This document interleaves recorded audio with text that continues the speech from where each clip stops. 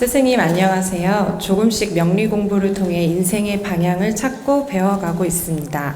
공부하던 도중에 궁금한 점이 있어서 질문드립니다. 흔히 편관대운이 오면 칠살이라고 해서 인생이 고꾸라지거나 몸을 치는 극적으로 안 좋은 일들이 많이들 일어난다는데, 인성의 힘을 쓰는 신강한 무관사주라면 그 편관대운을 사용하여 호랑이 등에 올라탄 형국이라고 해서 나의 인생을 좋은 쪽으로 헤쳐나갈 수 있다고 합니다. 어떤 작용으로 이러한 무서운 살이 긍정작용이 일어나는지 풀이를 듣고 싶고요. 또한 모르면 두렵기만 한 편관대운의 기운이 이것을 지혜롭게 다스릴 수 있는 바른 방법에 대한 명리학자 스승님의 고견을 듣고 싶습니다.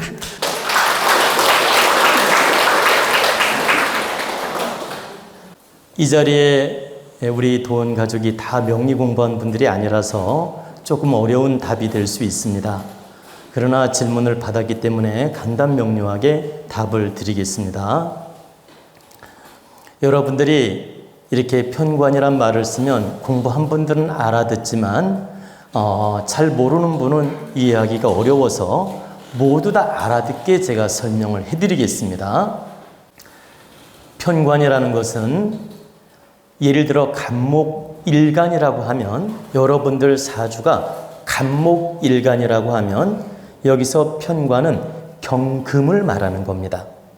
그리고 여기서 경금은 큰 도끼 같은 금을 말하는 거예요.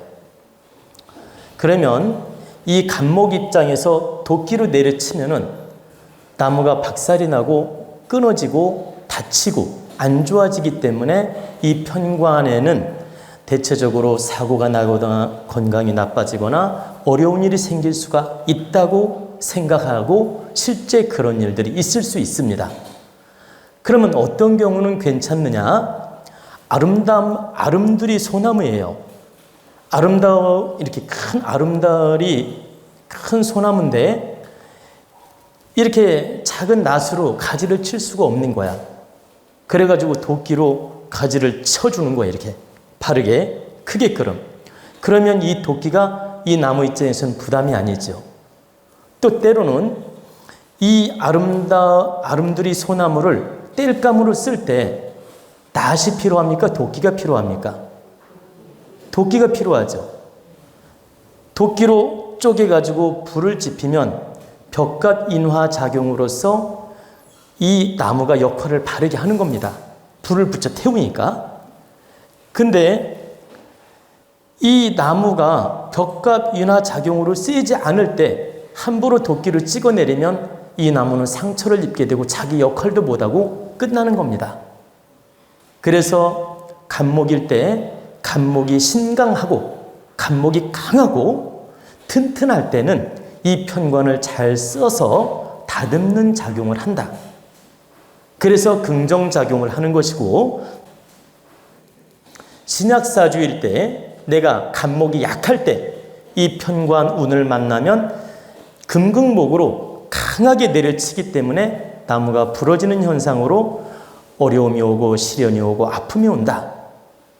그래서 편관은 신강사주이면서 사주가 튼튼할 때, 오행을 갖추었을 때는 긍정작용을 하고, 신약사주이면서 오행을 못 갖추었을 때는 대단히 부정작용할 수가 있다.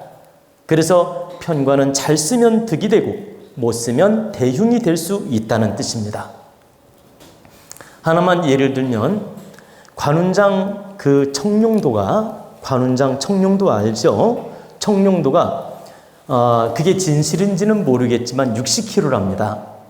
80근, 근으로 따지면 80근, 키로로 따지면 60kg. 그리고 우리나라 유명한 장수 중에 이의민이라는 장수가 있었어요. 고려시대에. 이의민, 인터넷 치면 나와요. 고려시대에 아주 유명한 장수인데, 이의민이란 장수가 있었는데 그 장수가 쓰는 무기가 도끼였어요. 근데 이 도끼 무게가 무려 60kg야. 80근. 60kg인데 이 도끼로 그냥 휘두르면 어떻게 되겠어요? 이 무거운 도끼로. 한 번 맞으면 다 날아가는 거예요.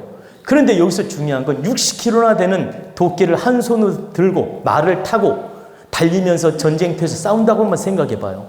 이 힘이 얼마나 장사야. 관훈장 역시 마찬가지죠. 그러면 여러분이 한번 상상을 해봐요. 검 무게가 아무리 무거운 검도 3kg를 안 넘어요. 우리가 일반 검 알죠? 이 무거운 검도 3kg를 안 넘는다고. 근데 60kg나 되는 그 청룡도와 도끼를 썼다고 한번 생각해 봐요. 근데 여기서 중요한 얘기를 하고 싶은 건 이의민이는 그 고려시대에 최고의 무장이었고 힘이 장사였어요. 10명의 힘을 쓸 정도로 그 전설적으로 보면 장사라는 말이 있습니다. 그러니까 이의민 혼자 10명의 힘을 쓴다 이 말이에요. 그 정도로 무서운 장수였다는 겁니다. 그게 진실인지는 모르지만 근데 어찌됐든 고려시대의 최고의 힘쓰는 장수였다. 그리고 관훈장도 여러분이 전설처럼 알고 있지만 대단한 장수 아닙니까? 그러면 이런 장수에는 청룡도나 그 도끼가 득되는 무기지요. 일반인한테 그 도끼를 갖다 주면서 무기로 쓰라면 득이 될까요? 안 되지요. 바로 편관이 이와 같다. 필요한 사람에게는 이 60kg 나가는 도끼가 진짜 좋은 무기지만 필요 없는 사람에게는 부담일 뿐이다. 바로 편관이 잘 쓰이는 사람에게는 이 장수의 도끼와 같고 관훈장 청룡도와 같고 잘못 쓰이는 사람한테는 부담인 무기일 뿐이다. 쓰지 못하는 무기일 뿐이다. 그래서 여러분들이 이 편관은 나한테 득되게 작용할 때는 호랑이를 타고 청산을 호령하는 것처럼 이용이 당당해지고 만인을 호령하는 것처럼 당당해지고 내가 그 편관을 바르게 봤을 때는 피해자가 된다 이 뜻입니다. 즉, 내 사주가 튼튼하고 간목이 튼튼하고 간목이 우거져 있을 때는 이 편관을 바르게 쓸 수 있는 힘이고 내가 사주가 약하거나 이렇게 감당할 수 없을 때는 이 편관이 대단히 흉으로 작용한다. 그래서 극과 극의 작용이라고 볼 수 있는 게 바로 편관칠살입니다. 그리고 왜 칠살이란 말을 쓰느냐면 내가 간목이라면 7번째 나를 친다고 해서 칠살이라고 말을 하는 겁니다. 7번째 글자가 나를 극한다 해서 칠살이라는 말을 쓰는 겁니다. 그래서 여러분들이 이 편관은 잘 쓰면 명예를 얻고 득이 되고 잘못 쓰면 피해를 입는다. 그러니 여러분 사주에서 편관 칠살운이 올 때는 반드시 점검해서 득이 되는 운인지 흉이 되는 운인지 점검해 볼 필요는 있다는 뜻입니다.